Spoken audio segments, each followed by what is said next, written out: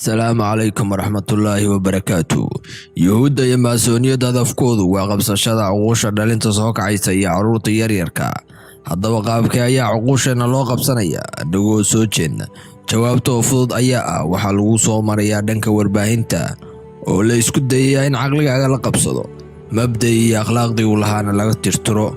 Waa barnaamijka loo yaqaan brainwash, af carabiguna uu noqonayo qaslu dimaaq, af soomaaligana maanmayr. waxaa ka mid ah duulaamadaas cuquusha dhalinta lagu soo qaadayo soo bandhigidda aflaamo fariimo qarsoon ay ku jiraan oo adiga oo aan dareensaneyn ayaa haddana fikiraysa.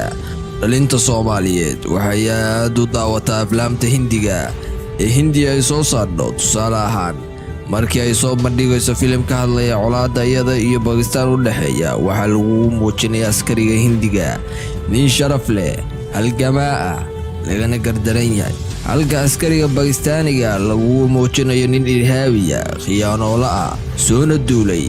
marka goortii uu ninka jilaaga Bakistaaniga uu jilaaga Hindiga dhabar garaco ama afduubto, waad ciishoonaysaa adiga oo maanka uu ka guuxayo talow uu markaco jilaaga Hindiga uu ninkaas iska dhacsho. aakhirkiina waxaa laga adkaanayaa ninka Bakistaaniga.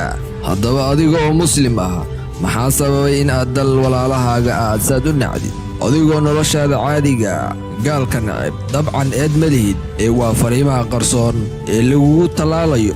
badanaana waa waxa ay sanad walba u bixiyaan abaalmarinaha faraha badan sina loogu dago. waxaa ugu daran carruurta aan qaangaarin oo iyaga aflaamo karakateer ah ayaa loo soo bandhigayaa. dabcan waa la ogyahay fikradaha shayaadiimiga cidda ay ka soo burqatay, waxaana ka mid ah karakateerada ugu caansan Tom and Jerry. qof aan aqoon uu dhifya naadir yahay. kartoonkaas waxaa ku jira fariimo dahsoon oo uusan qofka caadiga dareemayn. waxaana ka mid ah fariimahaas dahsoon fariimo maasoniyadeed, waxaana ugu khatarsan fariimaha jinsi isku taga ka waramaya. si dadban ayaa lagu tusinayaa, waxaana aflaamtaas ugu daran doonada carruurta lagu beegsanayo, waayo iyagu waa caqli soo koraya. haddaba aan tusiyo xalqad yar oo jinsi si dadban lagu tusay ay ku jirto.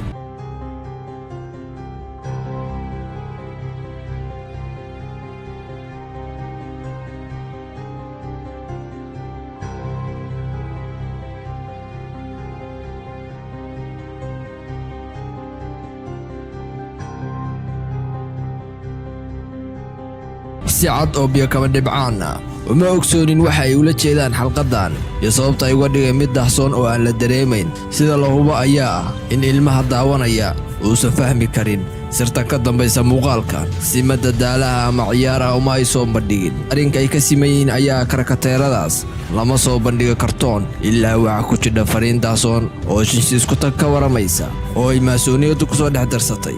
waana dadaal aysan hub u qaadan ay haddana sunta faafinayaan. waxaa ka mid ah kartoonadaas filimka Calaaudiin ee kartoonka ah oo xalqad ka mid ah fariin aad ka anfariirayso ay ku jidho.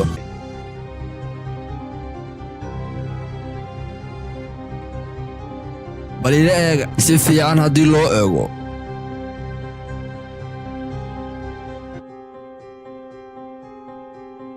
waa qoraal far carabi ku qoran, waxayba u egtahay inay aayadda qur-aanka ka mid ah ay tahay, iyadoo si fiican aan loo arkay uu karakateerkaas dabadiisa ku masaxayo. aayaddaas waxay noqon kartaa in kuntum mardaa aw calaa safarin faciddatun min alayaami.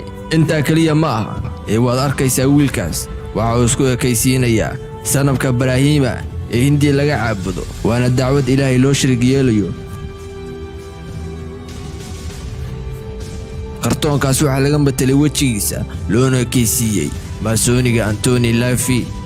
waxaa cad ayaa in kartoonkan Calaaudiin fariin khatar ah inoo gudbinayo. dabaanin soo bandhiga aflaam kale oo fariimahaas la dheeyey isha iyo haramka ay maasoniyadu caabudo. kuwani waa caddaymo muujinaya fariimaha dahsoon ee maasoniyadu aflaamta ku gudbiso. wasalaamu calaykum.